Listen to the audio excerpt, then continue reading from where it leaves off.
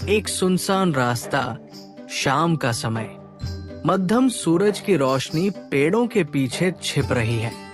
सड़क के दोनों ओर ऊंचे ऊंचे वृक्ष खड़े हैं, जिनकी डालियां आपस में उलझी हुई है। हवा में अजीब सी नमी और रहस्यमयी खामोशी है। किशन, एक 25 वर्षीय युवक, अपनी बाइक पर तेजी से जा रहा है। उसके पीछे बैठी है रिया, उसकी बहन, जो डर से चारों ओर देख रही है। दोनों किसी गांव से वापस शहर लौट रहे हैं। भैया, ये रास्ता बहुत सुनसान है, हमें जल्दी निकलना चाहिए। ये जगह अजीब लग रही है। अरे, डरने की क्या बात है? ये शॉर्टकट है, आधे घंटे में शहर पहुंच जाएंगे। लेकिन मम्मी ने कहा था कि इस रास्ते से मत जाना। अरे, मम्मी तो वैसे भी पुरानी कहानियों में विश्वास करती है। भूत प्रेत जैसी कोई चीज नहीं होती। अचानक बाइक एक झटके से रुक जाती है। किशन कई बार स्टार्ट करने की कोशिश करता है, लेकिन बाइक चालू नहीं होती। रिया की धड़कनें तेज हो जाती है।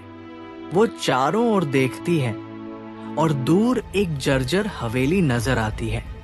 हवेली खंडहर जैसी दिख रही है और वहां से हल्की हल्की रोशनी आ रही है।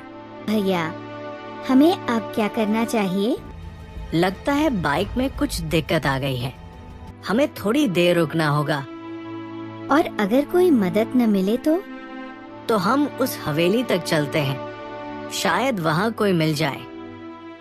रिया घबरा जाती है, लेकिन किशन उसे दिलासा देता है। दोनों हवेली की ओर बढ़ते हैं। रास्ते में सूखे पत्तों की सरसराहट और किसी के चलने जैसी हल्की आवाजें सुनाई देती है, लेकिन किशन इसे हवा का असर मानता है। हवेली बहुत पुरानी है। उसके दरवाजे पर जंग लगे बड़े बड़े ताले हैं, लेकिन एक दरवाजा थोड़ा सा खुला हुआ है। हवेली के चारों ओर सूखे और जले हुए पेड़ हैं और अजीब सा सन्नाटा पसरा हुआ है। भैया, मुझे वहाँ अच्छा नहीं लग रहा। हमें वापस चलना चाहिए। अरे, डरने की क्या बात है? अंदर चलो, शायद कोई हो। किशन दरवाजा हल्का सा धकेलता है और कड़कड़ाहट के साथ वो खुल जाता है। हवेली के अंदर घना अंधेरा है, लेकिन एक कोने में दिया जलता दिखाई देता है। रिया, हैरानी से कोई अंदर है? तभी अचानक एक बूढ़ी औरत उनके सामने आ जाती है। उसकी झुर्रियों भरी आंखों में अजीब चमक है और उसके हाथ में लकड़ी की छड़ी है। बूढ़ी औरत: कौन हो तुम लोग? यहाँ क्या कर रहे हो? हमारी बाइक खराब हो गई है और हमें मदद चाहिए। बूढ़ी औरत हल्की मुस्कान के साथ: तुमने इस हवेली में कदम रख दिया है, अब यहाँ से बाहर जाना तुम्हारे लिए आसान नहीं होगा। रिया की आंखों में डर और चिंता साफ झलकती है। वो किसान के पास खड़ी हो जाती है। हवेली के अंदर दीवारों पर पुरानी पेंटिंग्स लगी है, जिनमें राजाओं और रानियों की तस्वीरें हैं। हर कोने में धूल जमी हुई है और हल्की हल्की सीटी जैसी आवाजें गूंज रही है।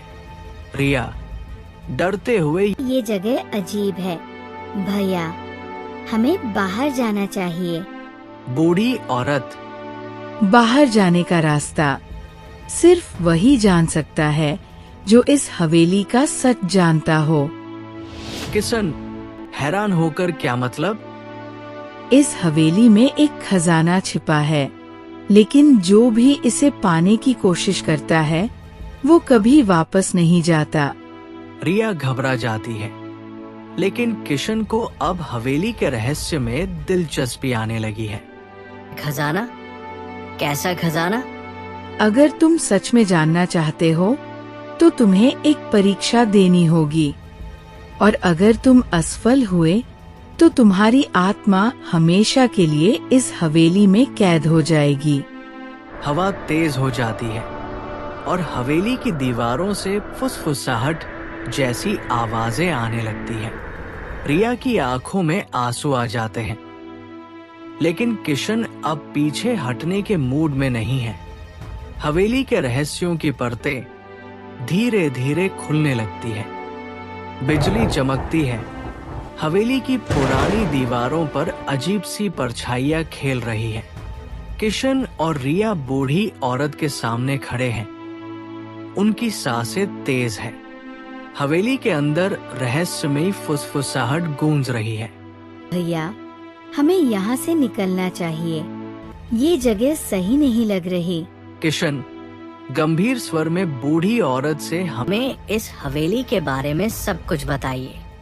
ये हवेली किसी जमाने में राजा वीरेंद्र सिंह की थी। कहते हैं उन्होंने एक दुर्लभ खजाने को यहाँ छिपाया था, लेकिन उसे पाने के लिए कई लोगों ने अपनी जान गंवाई। इस हवेली में कुछ आत्माएं फंसी हुई हैं, जो खजाने के रहस्य की रक्षा करती है। आत्माएं? हाँ, और उनमें से कुछ बहुत खतरनाक है।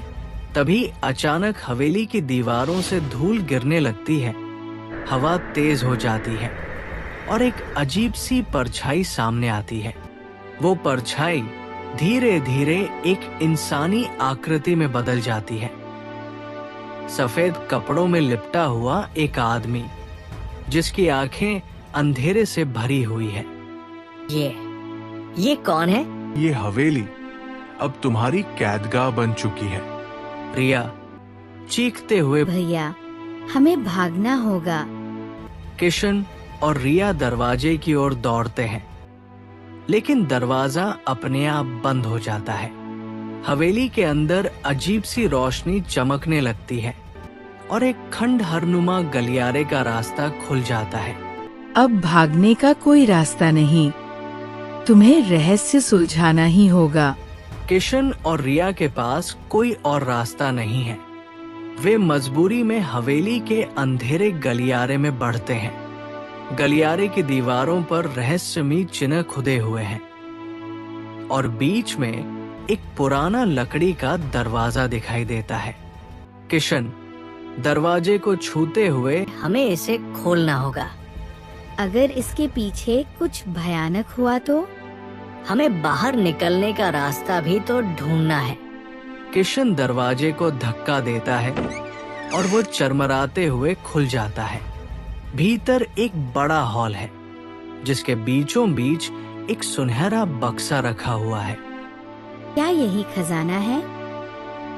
जैसे ही किशन बक्से की ओर बढ़ता है, हॉल में लगे दीपक अपने आप जल उठते हैं और तभी एक जोरदार गूंज होती है और सामने एक बड़ी आकृति प्रकट होती है।